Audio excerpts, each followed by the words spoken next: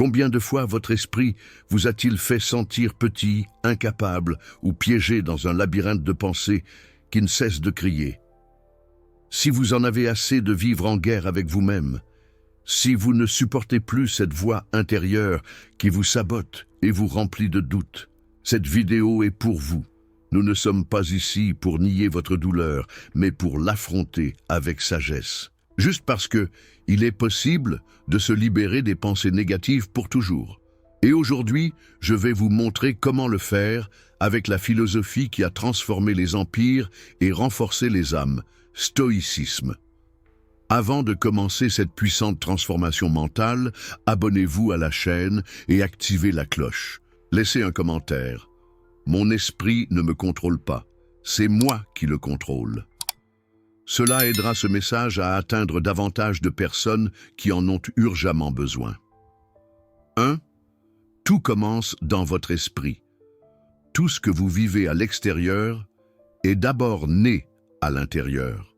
Vos émotions, vos décisions, vos paroles, vos actions, tout commence dans l'endroit le plus puissant et en même temps le plus invisible de votre existence, votre esprit. La plupart des gens vivent comme si leur esprit était un miroir, reflétant simplement ce qui se passe autour d'eux. Mais la vérité est bien plus profonde. Votre esprit ne reflète pas la réalité, il la crée. Quand on pense que le monde est contre soi, tout ce qu'on regarde devient une menace.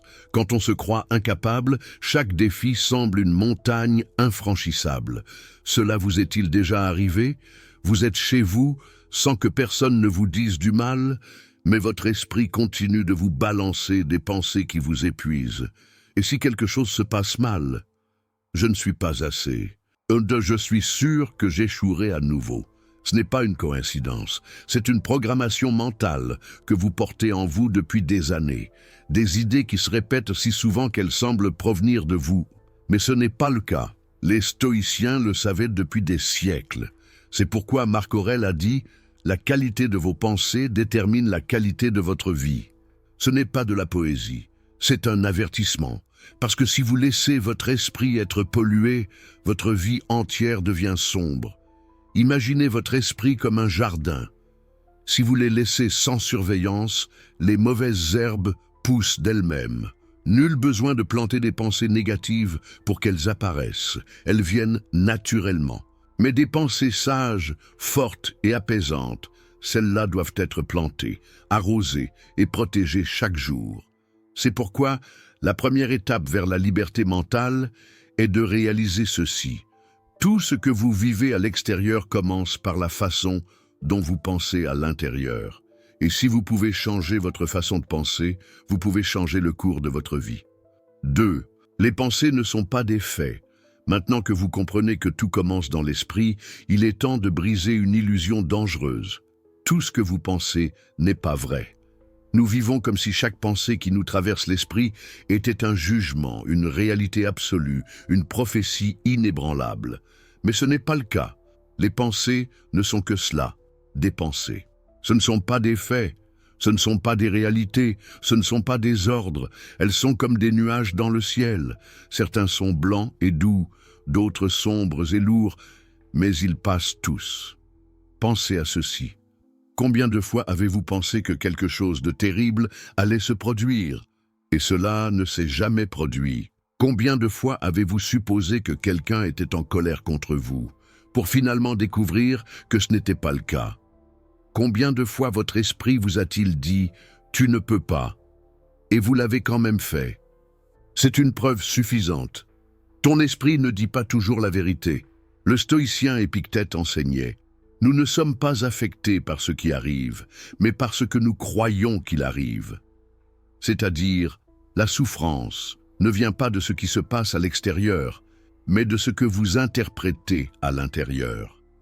Imaginez que vous marchez dans la rue et que personne ne vous salue. Si votre esprit vous dit « il m'ignore parce qu'il me méprise », vous ressentirez de la douleur, du rejet et de l'insécurité. Mais si votre esprit dit « peut-être qu'il ne m'a pas vu, peut-être qu'il est distrait, peut-être qu'il fait face à sa propre douleur », alors vous ne souffrez pas. Voyez-vous la différence? Le fait était le même. Il n'y avait pas de salutation. Mais la pensée que tu choisis change complètement votre expérience émotionnelle. Être stoïque ne signifie pas ne pas ressentir, cela signifie savoir distinguer ce qui est réel de ce qui est un film mental. C'est apprendre à dire « cette pensée m'est venue, mais je ne l'accepte pas comme loi ». Il s'agit de regarder une idée négative et de se demander « est-ce que ce que je pense est vrai? Est-ce que j'ai une preuve ? Que se passerait-il si je n'y croyais pas? » Chaque fois que vous faites cela, vous ne niez pas votre esprit, tu l'entraînes. Parce que les pensées négatives ne sont pas surmontées par la force, elles sont surmontées par la clarté. Et cette clarté nous conduit à l'étape suivante, apprendre à ne pas s'identifier à tout ce qui se passe en nous. 3. Vous n'êtes pas vos pensées. Après avoir compris que les pensées ne sont pas des faits, voici maintenant l'une des révélations les plus libératrices du stoïcisme. Vous n'êtes pas vos pensées.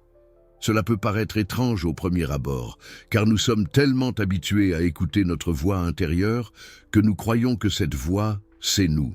Mais laissez-moi vous dire quelque chose. C'est vous qui observez, pas ce qui est dit.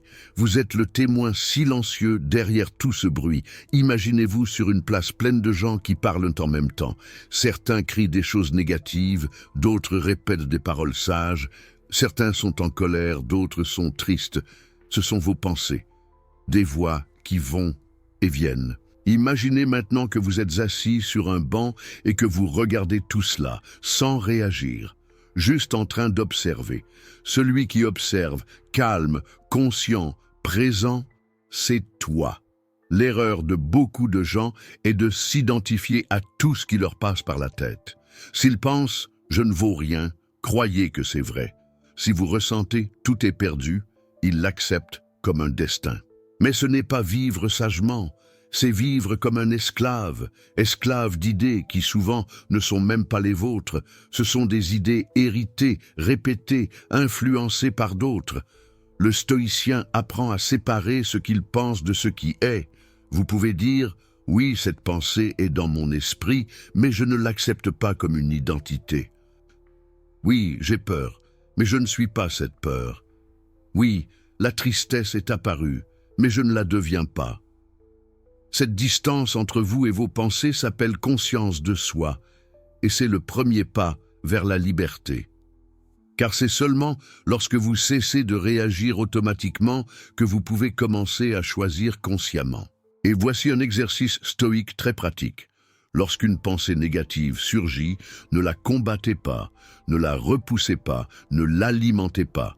Observez-la simplement comme un nuage qui passe dans le ciel. Langue. Je te vois, mais je ne deviens pas toi. N'oubliez pas, les pensées sont fugaces, mais votre conscience est permanente. Et c'est à partir de cette prise de conscience que vous apprendrez à maîtriser vos réactions et à construire une vie plus forte. Mais avant cela, il y a une étape cruciale. Apprenez à faire une pause avant de réagir. Si cette vidéo vous fait déjà réfléchir, abonnez-vous maintenant et laissez votre « j'aime ». Écrivez dans les commentaires « Je me libère de mes pensées négatives ». Cela amènera l'algorithme à montrer ce contenu à davantage de personnes comme vous. 4. Faites une pause avant de réagir. Maintenant que vous savez que vous n'êtes pas vos pensées, il est temps de franchir une étape encore plus puissante. Ne réagissez pas automatiquement à tout ce que vous pensez ou ressentez. Car voici le piège. Même si une pensée n'est pas vraie, si vous réagissez comme si elle l'était, vous en faites votre réalité. Et cela arrive tous les jours. Quelqu'un vous dit quelque chose de dur et vous explosez. Vous vous souvenez d'une erreur de votre passé et vous vous sentez honteux. Vous entendez une critique et vous sombrez émotionnellement. Pourquoi cela arrive-t-il? Parce qu'il n'y a pas d'espace entre la pensée et la réaction. Votre esprit s'enflamme et vous explosez comme de la poudre à canon. Mais le stoïque ne vit pas comme ça. Le stoïcien ne réagit pas par impulsion. La pause stoïque. Respirez, observez, décidez. C'est dans cette pause entre le stimulus et la réponse que réside votre liberté. C'est comme une porte qui s'ouvre juste une seconde. Mais cette seconde change tout. Imaginez-le comme ça. Vous conduisez votre voiture mentale sur une autoroute émotionnelle. Si vous accélérez à chaque virage, vous aurez un accident. Mais si vous apprenez à vous arrêter un instant, à regarder attentivement, à éviter de tourner le volant brusquement, vous pouvez prendre le contrôle. Cette retenue consciente est ce que les stoïciens appellent la maîtrise de soi. Cela ne veut pas dire que vous ne ressentez rien.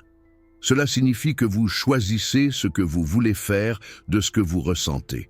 Cela signifie que lorsque quelqu'un vous blesse avec des mots, vous pouvez décider « Je ne répondrai pas avec colère, ma paix m'appartient ».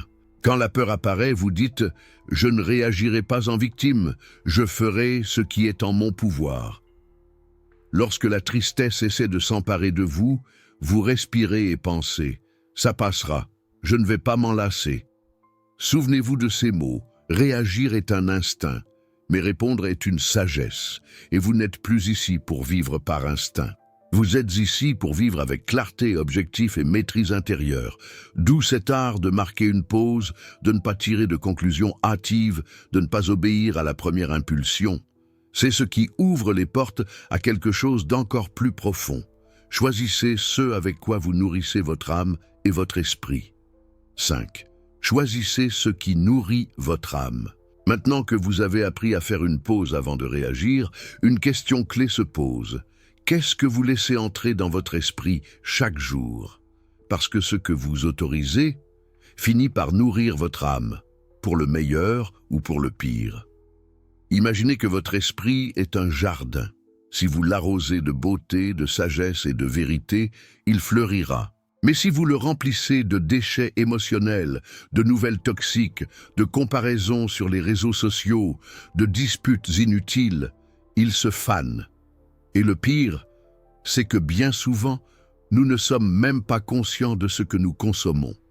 Par exemple, vous vous réveillez et la première chose que vous faites est d'ouvrir votre téléphone portable. Vous voyez une nouvelle alarmante. Ensuite, vous comparez votre vie avec celle des autres. Ensuite, vous tombez sur des critiques, des mèmes négatifs, des messages qui sèment la peur ou la colère. Et tout ça, sans que vous vous en rendiez compte, devient la nourriture de vos pensées. Et puis tu te demandes pourquoi tu te sens si mal. Les stoïques savaient que l'esprit a besoin de discipline, tout comme le corps. Tout comme vous choisissez ce que vous mangez pour rester en bonne santé, vous devez choisir ce que vous consommez mentalement pour rester fort. Marc Aurèle, empereur et philosophe, a écrit dans ses méditations « L'âme est teinte de la couleur de ses pensées. Alors je vous demande, avec quelle couleur peignez-vous votre âme chaque jour? Est-ce que tu la remplis de plaintes, de colère, de jugement, de peur, ou bien le nourrissez-vous de sagesse, de silence, de gratitude et de détermination? Il ne s'agit pas de vivre isolé du monde. Soyez intentionnel avec ce que vous autorisez à entrer en vous, parce que le monde hurle, mais c'est à vous de décider quelle voix vous écoutez. Et cette décision, aussi petite soit-elle, peut changer votre humeur, votre énergie, votre façon de voir la vie. Quelques conseils pratiques stoïciens. Commencez la journée avec quelque chose qui élève votre esprit. Lisez une citation sage. Méditez en silence. Notez une intention. Et avant d'aller dormir, au lieu d'absorber plus de bruit, éteignez toutes tes pensées. Quel aliment mental ai-je mangé aujourd'hui? M'a-t-il rendu plus fort ou plus faible? Souviens-toi, un esprit fort ne se construit pas sur ce qui tombe par accident. Il se construit sur ce que vous choisissez chaque jour. Et ce choix conscient vous mènera à la prochaine étape essentielle. Remettez en question l'histoire que vous vous répétez. 6. Remettez en question le récit que vous vous répétez. Après avoir choisi ce avec quoi vous nourrissez votre âme, vous devez franchir une étape encore plus profonde. Remettez en question l'histoire que vous vous racontez chaque jour. Parce que oui, nous portons tous un récit en nous, une voix qui répète encore et encore. Il m'arrive toujours la même chose. Je n'ai pas de chance. Personne ne m'apprécie. Je n'en suis pas capable. Et le plus dangereux, c'est que nous l'avons tellement entendu que nous l'avons cru. Mais laissez-moi vous dire quelque chose très clairement. Cette histoire que tu répètes n'est pas ton destin, c'est juste un scénario que tu peux réécrire.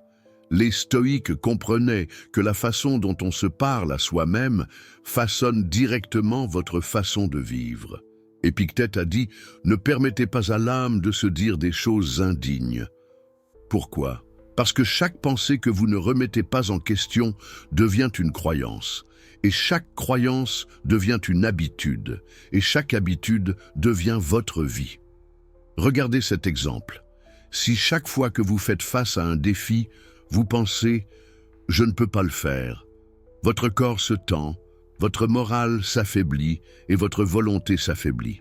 Mais si vous vous dites « ce sera difficile, mais j'ai ce qu'il faut pour y faire face », vous activez vos ressources, votre esprit s'élargit et la peur perd son pouvoir.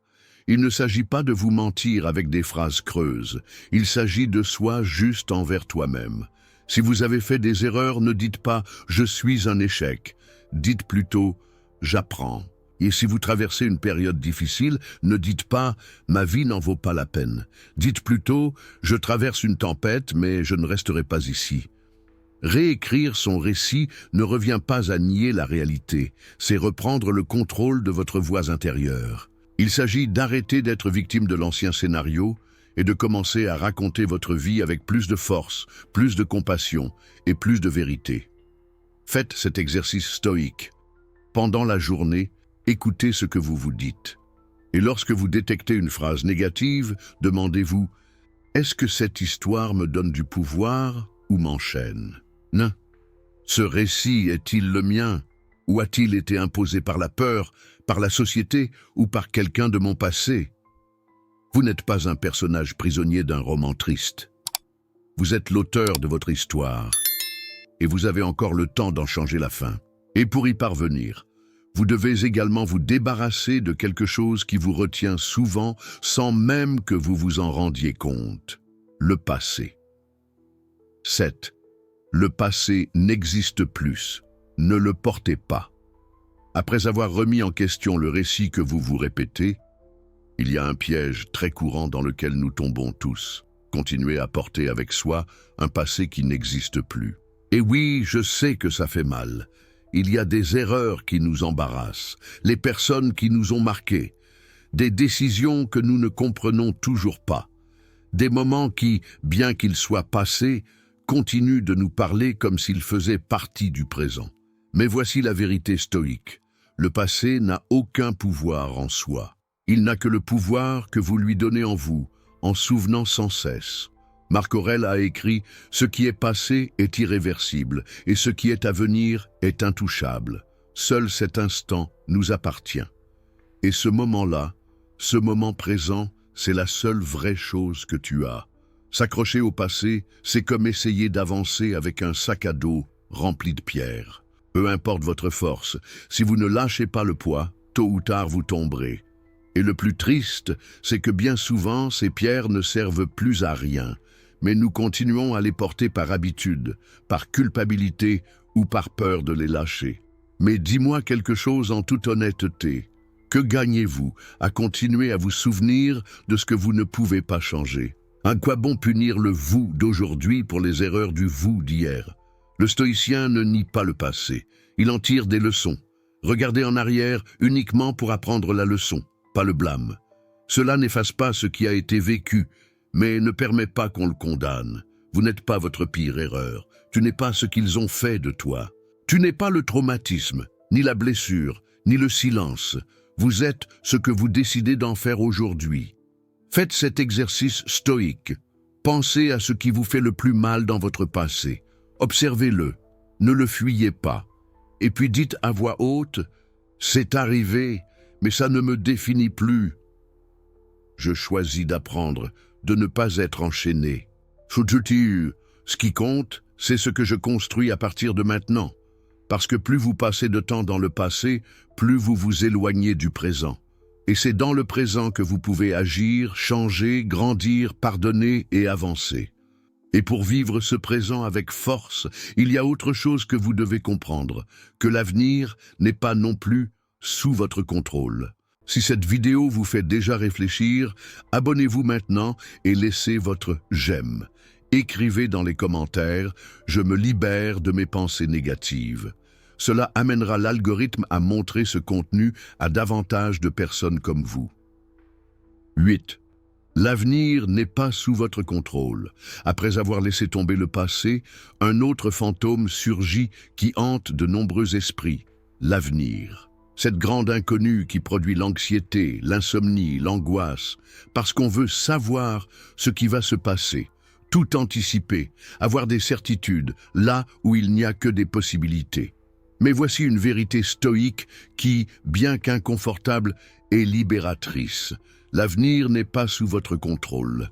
Et plus vous essayez de le contrôler, plus vous êtes frustré, plus vous souffrez, plus vous vous déconnectez du seul moment où vous avez vraiment du pouvoir, le présent. Pensez à ceci.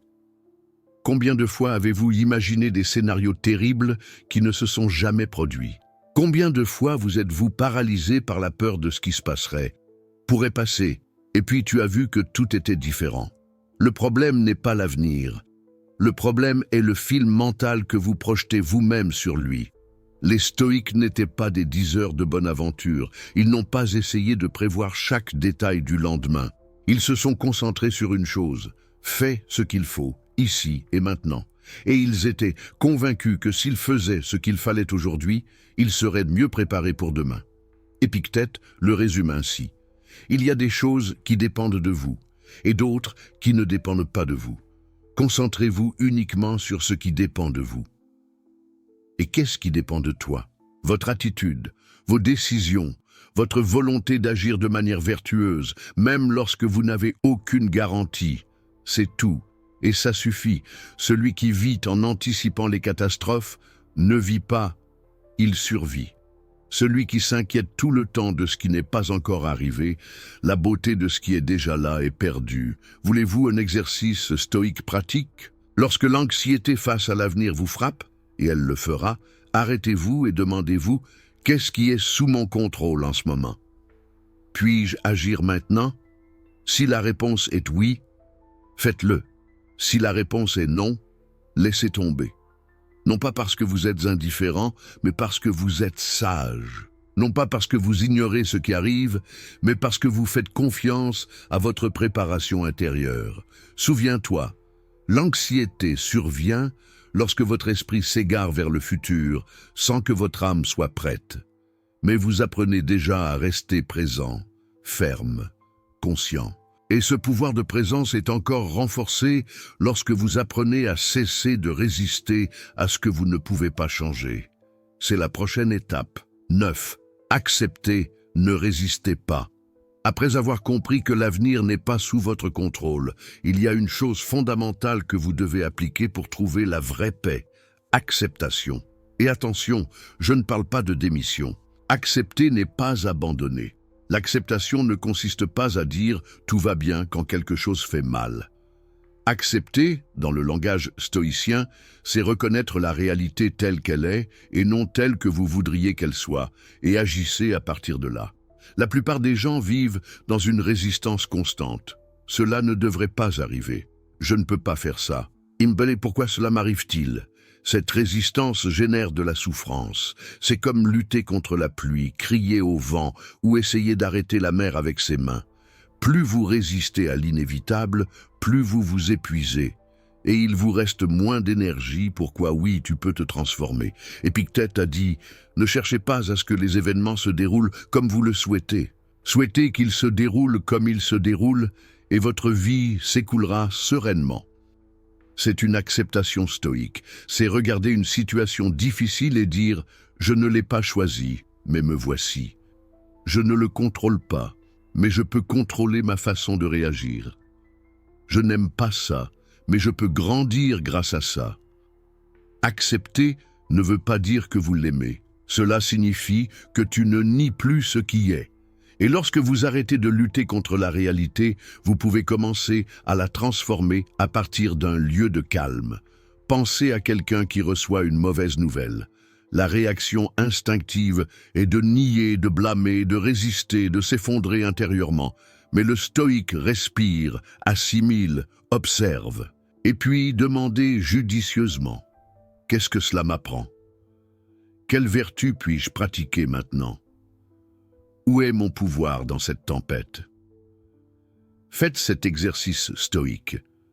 Face à une situation que vous n'aimez pas, dites-vous mentalement, c'est comme ça, je ne le nie pas, je n'abandonne pas, je l'affronte.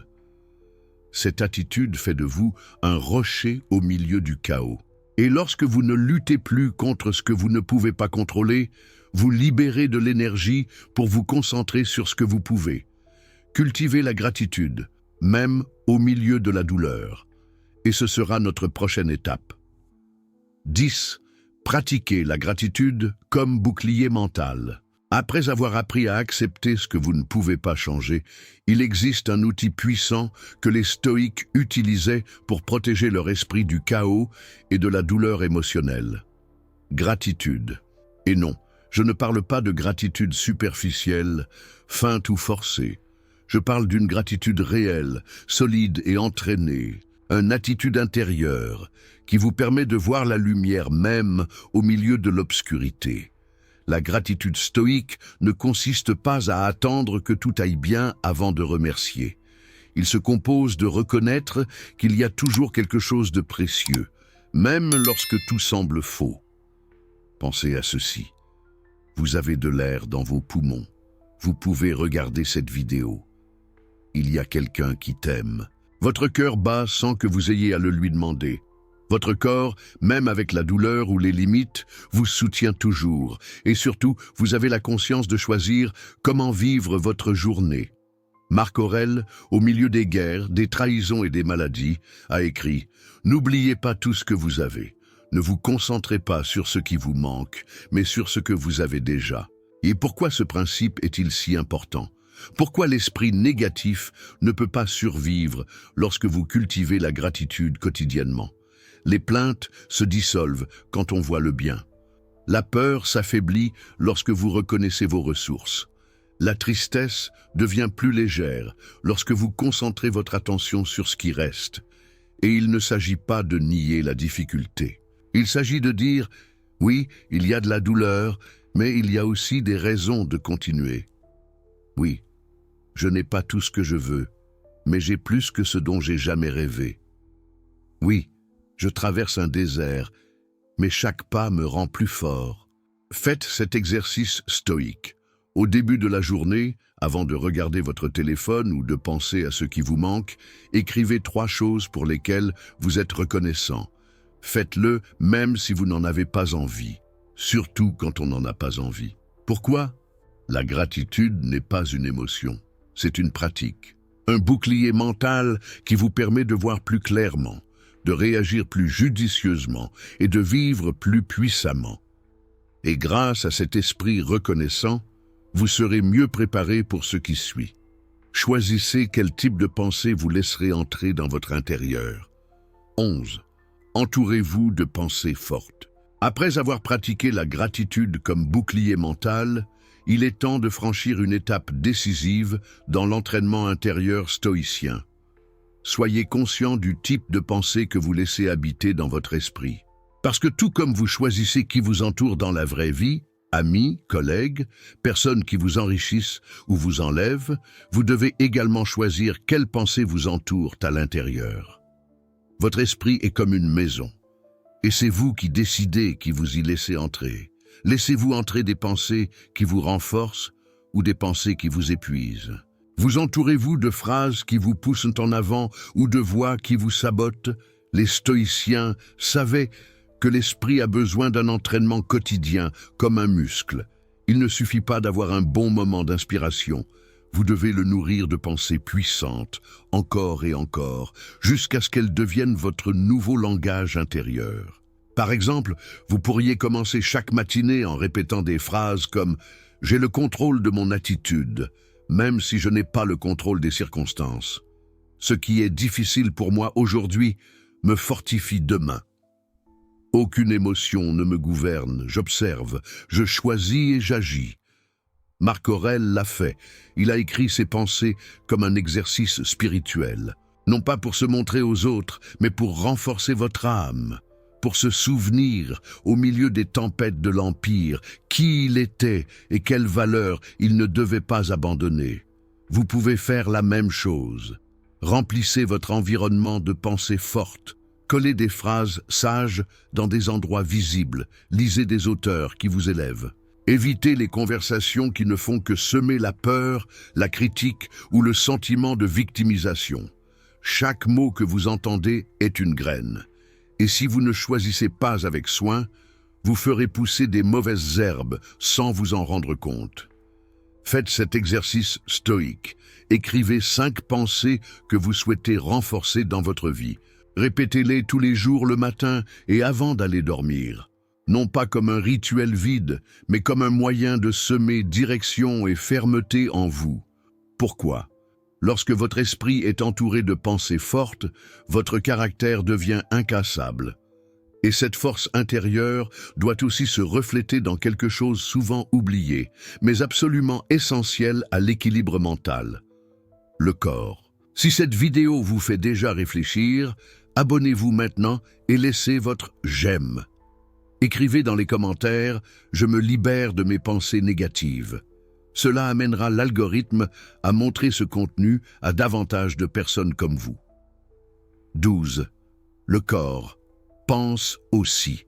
Après vous être entouré de pensées fortes, il y a quelque chose que vous ne pouvez plus ignorer si vous voulez vraiment renforcer votre esprit. Votre corps pense aussi. Cela peut paraître étrange au premier abord, mais c'est tout à fait réel. Votre corps n'est pas seulement une machine qui vous transporte. C'est un système vivant et sage, profondément connecté à votre esprit et à votre état émotionnel. Quand on ne dort pas bien, quand on ne mange pas consciemment, quand on passe des journées assis sans bouger, sans respirer profondément, sans sentir le soleil sur sa peau, non seulement votre corps s'arrête, votre esprit commence également à s'embrumer. Avez-vous déjà remarqué qu'après un mauvais repos, tout semble plus difficile?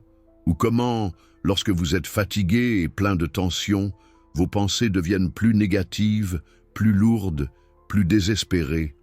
Ce n'est pas une coïncidence, c'est un lien. Parce que l'esprit et le corps ne sont pas séparés. Et les stoïciens le savaient. Ils n'étaient pas seulement des philosophes des idées. Ils étaient aussi des guerriers, des marcheurs. Ils respiraient l'air frais. Ils cultivaient la santé du corps comme une extension de la santé de l'âme.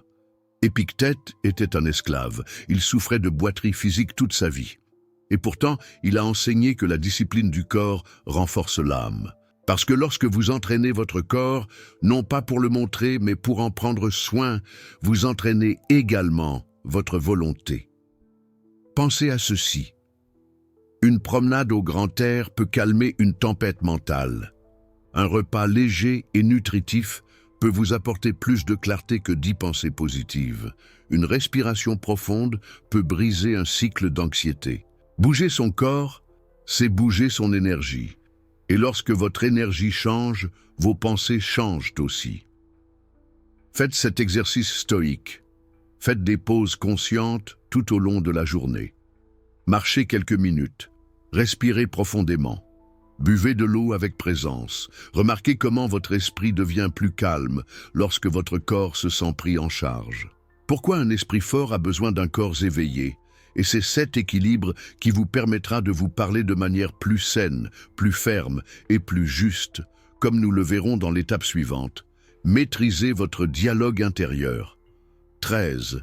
Maîtrisez votre dialogue interne. Après avoir compris que votre corps influence également votre façon de penser, nous arrivons à l'une des pratiques les plus puissantes et les plus négligées pour ceux qui veulent un esprit fort. Maîtrisez votre dialogue intérieur. Qu'est-ce que le dialogue interne? C'est cette voix qui ne se tait jamais.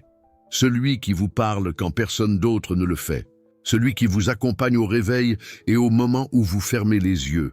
Cette voix peut être votre allié ou votre pire ennemi.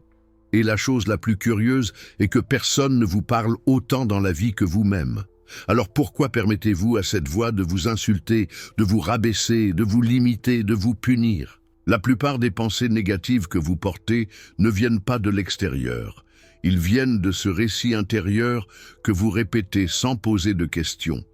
Des phrases comme « J'ai toujours tort »,« Je suis un désastre »,« Personne ne me prend au sérieux ».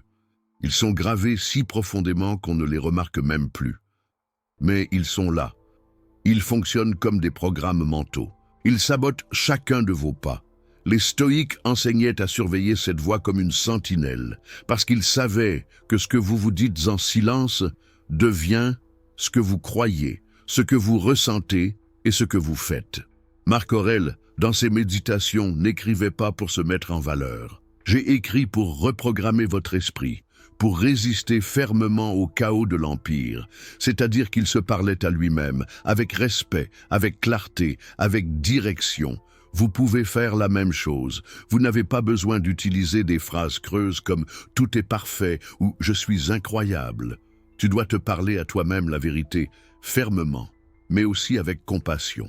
Par exemple, au lieu de dire « je suis inutile », dites « j'apprends et j'ai de la marge de progression ». Au lieu de dire « tout va mal pour moi », dites « j'ai fait des erreurs, mais je suis toujours debout ». Au lieu de dire « je ne peux pas », dites « je n'y suis pas encore, mais j'avance toujours ». Faites cet exercice stoïque. Pendant la journée, chaque fois que vous remarquez une pensée autodestructrice, arrêtez-la, respirez et changez-le consciemment en une phrase juste, équilibrée et responsabilisante. Non pas à cause de ce que vous voulez entendre, mais à cause de ce que vous devez faire mieux. N'oubliez pas, vous ne pouvez pas avoir une vie puissante si vous avez une voix intérieure qui vous affaiblit. Vous êtes seul responsable du ton avec lequel vous vous parlez. Et cette voix sera celle qui vous poussera ou celle qui vous arrêtera. Mais pour que cette voix intérieure devienne vraiment plus forte, vous avez besoin d'autre chose. Entraînez-le chaque jour, de manière cohérente, comme vous entraînez n'importe quelle vertu. Et c'est là qu'intervient le pouvoir de la répétition stoïque. 14. Répétez le bien jusqu'à ce qu'il reste. Après avoir appris à maîtriser votre dialogue intérieur, vous devez comprendre une vérité simple mais puissante. Les pensées positives ne restent pas là. Elles doivent être répétées jusqu'à ce qu'elles prennent racine. Et c'est quelque chose que beaucoup de gens ne comprennent pas. Ils espèrent qu'en prononçant une seule phrase, tout changera. Mais ce n'est pas ainsi que fonctionne l'esprit. Tout comme vous ne renforcez pas votre corps en allant à la salle de sport une seule fois, vous ne renforcez pas votre esprit en disant quelque chose de bien une seule fois.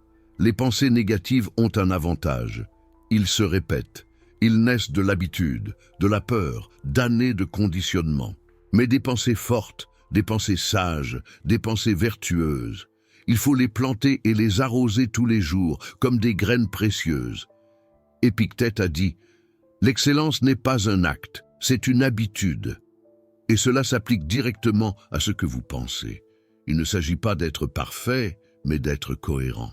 De répéter ce qui est juste, ce qui est ferme, ce qui est vrai, jusqu'à ce que votre esprit l'accepte comme faisant partie de votre identité. Voulez-vous changer votre façon de penser? Alors engagez-vous à répéter le bien, non pas une fois, mais chaque jour, même quand tu ne le ressens pas, surtout quand on ne le ressent pas. Par exemple, si vous voulez gagner en confiance, répétez « Je peux gérer tout ce qui arrive ».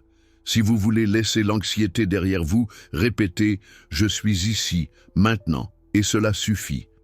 Si vous voulez vous libérer de la culpabilité, répétez « J'apprends, je m'améliore, j'avance ». Ce n'est pas une ruse, ce n'est pas de l'auto-illusion, c'est une pratique stoïque. Parce que ce que vous répétez avec intention forme de nouvelles connexions dans votre cerveau, renforce votre caractère et change la façon dont vous réagissez au monde. Faites cet exercice stoïque. Choisissez une phrase qui représente la vertu que vous souhaitez cultiver. Écris-le, répétez-le chaque matin, chaque soir, et chaque fois que vous sentez que votre esprit revient aux anciennes habitudes. Faites-le pendant 21 jours, puis 40, puis à vie. Pourquoi? Il ne suffit pas d'avoir des pensées fortes, il faut les entraîner jusqu'à ce qu'elles deviennent automatiques. Et c'est précisément là, dans cette constance silencieuse, que votre plus grande puissance se libère, le pouvoir d'être libre de son propre esprit. Et cela nous amène à la fin de cette journée. Reconnaissez que vous avez la clé de votre liberté intérieure. 15. Vous avez la clé de votre liberté. Après tout ce que vous avez entendu, ressenti et réfléchi jusqu'à présent, il y a une dernière vérité que vous ne pouvez pas ignorer. Tu as la clé de ta liberté. Ce n'est entre les mains de personne d'autre. Ce n'est pas dans le passé qui est déjà passé, ni dans le futur qui n'est pas encore arrivé. Il ne s'agit pas de ce que les autres vous ont fait, de ce qui vous manque ou de ce que vous craignez. C'est à vous. Dans chaque pensée, vous décidez d'accepter ou de rejeter. Dans chaque mot que vous vous dites, dans chaque réaction, vous choisissez de la transformer en réponse. À chaque instant, vous choisissez consciemment comment vivre. Beaucoup vivent prisonniers de leur esprit sans s'en rendre compte, enfermés dans une cellule invisible avec des barreaux faits de culpabilité, de peur, de doute, de colère et de tristesse. Mais le stoïque sait que ces chaînes peuvent être brisées et que la porte de cette cellule n'a jamais été verrouillée de l'extérieur. Il suffit de tourner la clé. Cette clé est la conscience. Cette clé est la répétition quotidienne de ce qui est bon. La clé est la discipline d'observer sans réagir. Cette clé est la gratitude qui transforme la douleur. Cette clé est l'acceptation qui vous donne la paix. La clé est le courage de changer ce que vous pouvez. Et le courage le plus profond, accepter ce qui n'est pas. Épictète, qui vivait comme esclave, finit par être libre à l'intérieur. Marc Aurèle, qui dirigeait un empire, n'a jamais cessé de se gouverner lui-même. Et vous, qui êtes ici, en train de regarder cette vidéo, vous prenez le même chemin. Faites cet exercice stoïque, le plus important de tous. Chaque fois que vous sentez que vous retombez dans de vieilles pensées, respirez, fermez les yeux et rappelez-vous, je suis là, je suis réveillé, je choisis. Parce qu'il n'y a rien de plus puissant qu'un être humain qui reconnaît qu'il a le pouvoir de penser différemment. Des pensées négatives surgiront, cela ne changera pas, mais vous ne serez plus le même qu'avant non plus, parce que maintenant tu sais que tu n'es pas tes pensées. Maintenant, tu sais que vous pouvez les observer, les questionner, les replacer. Maintenant, tu sais que vous avez la clé. Et vous savez comment l'utiliser. Les pensées négatives ne disparaîtront pas comme par magie, mais elles ne doivent pas non plus régir votre vie. Si vous avez l'impression que votre esprit est une prison aujourd'hui, rappelez-vous, vous avez la clé. Vous n'êtes pas vos peurs. Vous n'êtes pas vos doutes, vous n'êtes pas cette voix qui vous dit que vous ne pouvez pas. Avec discipline, clarté et sagesse stoïque, vous pouvez transformer cette tempête mentale en une mer calme. Et chaque fois que l'obscurité essaiera de revenir, tu sauras comment allumer ta propre lumière. La bataille est dans votre esprit, et vous savez déjà comment la gagner. Vous êtes-vous identifié à l'une de ces pensées ?